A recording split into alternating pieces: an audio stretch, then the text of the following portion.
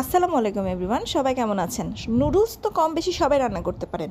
দেখি আমার নিয়মে আজকে সবাই বাসায় একবার এই নুডলসটা ট্রাই করবেন প্লিজ। আমি যেভাবে রান্না করছি, আমি স্টেপ বাই স্টেপ এখানে প্রত্যেকটা জিনিস ফুটিয়ে তুলেছি। একবার হলেও এভাবে রান্না করে দেখবেন, অসাধারণ একটা স্বাদ আসে। প্রথমে আমরা যেটা করি, নুডলসটাকে আমি গরম পানির মধ্যে সিদ্ধ করে নিয়েছি। আমি এখানে মিস্টার নুডলস ব্যবহার করেছি, তবে আপনারা চাইলে ম্যাগি নুডলস ব্যবহার করতে পারবেন। তবে আমার ব্যক্তিগত মতামত হচ্ছে ম্যাগি নুডলস থেকে মিস্টার নুডলসের হচ্ছে স্বাদটা একটু কম।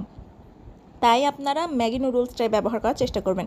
চাইলে কোকোলা নুডলস দিয়েও তৈরি করতে পারেন।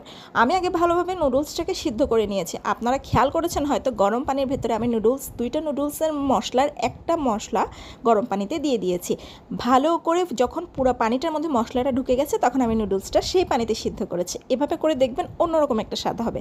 এবার সিদ্ধ করার পর সেটাকে ঠান্ডা পানি দিয়ে ধুয়ে নিয়েছি। পরিমাণ মতো গরম তেলের মধ্যে পেঁয়াজ দিয়েছি, কাঁচামরিচ দিয়েছি। এবার আমি যেটা দিয়েছি, নুডলসের মশলাটা দিয়েছি। এরপর আমি পিরিচে করে যে জিনিসটা দিচ্ছি বা প্লেটে করে যে জিনিসটা দিচ্ছি, সেটা হচ্ছে আমি আজকে দুপুরে মাংস রান্না করেছিলাম, সেটার কিছু অংশ দিয়েছি। এই ঝোলটা আপনি দিয়ে নুডলসটা রান্না করে দেখবেন কত মজা হয়।